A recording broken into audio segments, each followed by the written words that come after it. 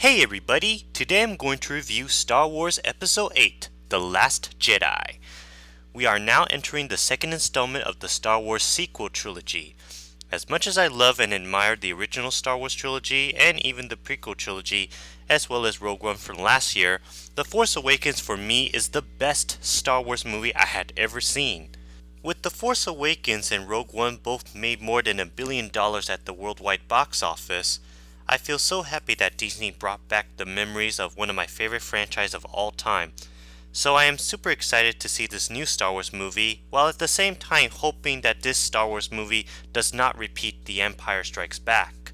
I saw it in IMAX 3D and oh my goodness, this Star Wars movie is brilliant! One of the best Star Wars movies I had ever seen, and I'm definitely going to tell you why I love this movie without any spoilers. A long time ago in the galaxy far, far away, the story of this film took place where The Force Awakens left off. The battle between the Resistance and the First Order are still continuing on. It starts off where the Resistance has to evacuate their old base to escape from the First Order, so that way they can find a new base. Meanwhile, Rey has finally found Luke Skywalker on the remote planet Achitu and wants him to train her as a Jedi.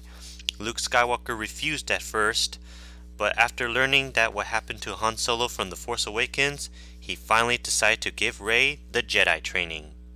So during training, Rey is hoping to turn the tides to the Resistance so that way she can continue her fight against Kylo Ren and the First Order, and that's where the excitement begins. I actually find the story of this film to be pretty good. I am so glad that they did not try to make it too much like The Empire Strikes Back.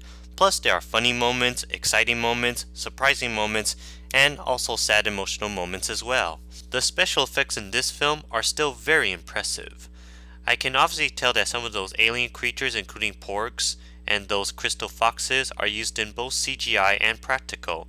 Characters like Supreme Leader Snoke and Maz Kanata as well as Luke's robotic right hand are all used in fully CGI. I really love the look on the landscapes and cities on each different planet. I can also tell that the island in Planet Achitu was shot in a real-life location of Ireland. It's very cool to see the X-Wing starfighter and the Millennium Falcon coming back from the original Star Wars trilogy and The Force Awakens. The makeups, the costume designs, and the weapon designs of the laser guns and the lightsabers are still very creative.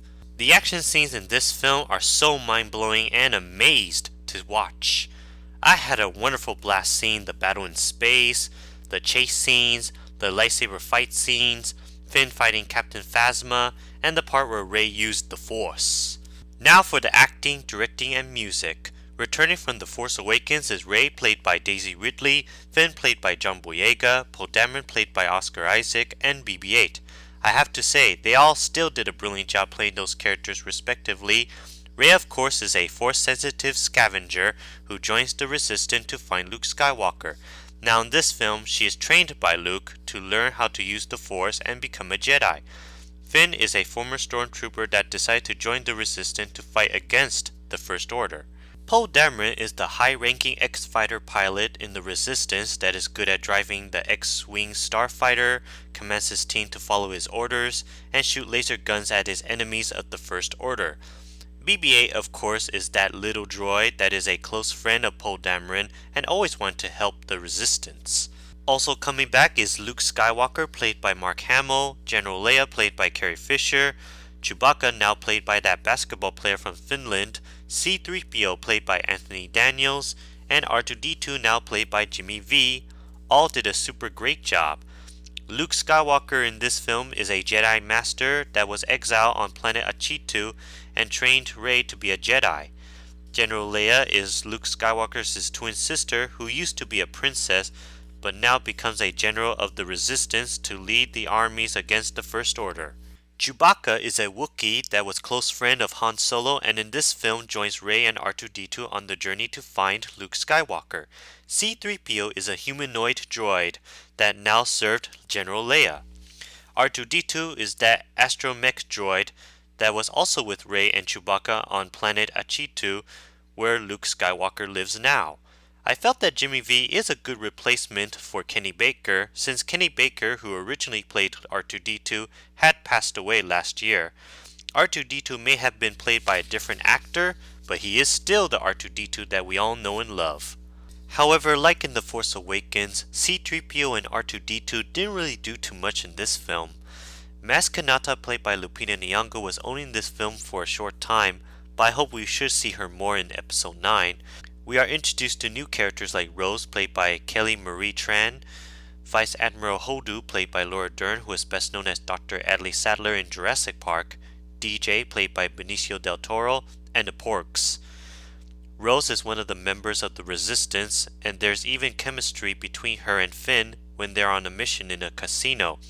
Vice Admiral Hodu is also in the Resistance as an officer. DJ is an underworld codebreaker, and plus I think he's both crazy and funny at the same time. Not to give anything away, but there is a twist with DJ. The Porgs are those cute furry creatures that lived on Achitu along with Luke.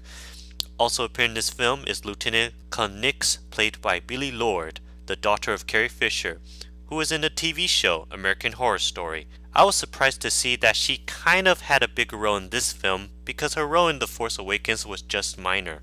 Now for the villains. Kylo Ren, played by Adam Driver, General Hux, played by Domhnall Gleeson, Captain Phasma, played by Gwendoline Christie, and Supreme Leader Snoke, played by Andy Serkis. Kylo Ren, of course, is an evil Sith that is strong with the dark side of the Force and also the servant of Snoke. He became a lot more dangerous and menacing in this film. I still think that Kylo Ren is without a doubt one of the best Star Wars villains ever. General Hux and Captain Phasma are commanders of the First Order to lead their armies to fight the Resistance. Supreme Leader Snoke is the leader of the First Order and the Dark Lord of the Sith. While I think Andy Serkis did a good job playing that evil Sith, he's not really in the same level as Emperor Pilaf. There is one character from the previous Star Wars movie that made a surprise wonderful cameo appearance, which I will not tell you who it is. Rian Johnson, who directed Looper, did a pretty nice job directing this Star Wars movie. I think he did just as great as J.J. Abrams. John Williams still did a magnificent job doing the music for this film, especially it feels more nostalgia. So overall, this is one of the greatest Star Wars movies I had ever seen. I love this Star Wars movie the same way I love The Force Awakens and the original trilogy, and I love it more than Rogue One and the prequel trilogy. I also think that this is one of the best movies I saw this year, along with Dunkirk, War for the Planet of the Apes, Wonder Woman, Logan, and Thor Ragnarok. I am definitely looking forward to see Episode 9, which will be the final installment of the sequel trilogy, and a Han Solo movie called Solo, a Star Wars story, which will be released next summer. But sadly, that this is Carrie Fisher's last movie, because she died in a heart attack during last year's holiday. She was only 60 years old. Then that same year, Carrie Fisher's mother, Debbie Reynolds, died one day later. Rest in peace, Carrie Fisher. You will always be remembered as Leia. May the Force be with you, sweet princess. Anyway, if you're a fan of Star Wars, definitely go see it. And also, happy 40th anniversary to Star Wars. So I give this movie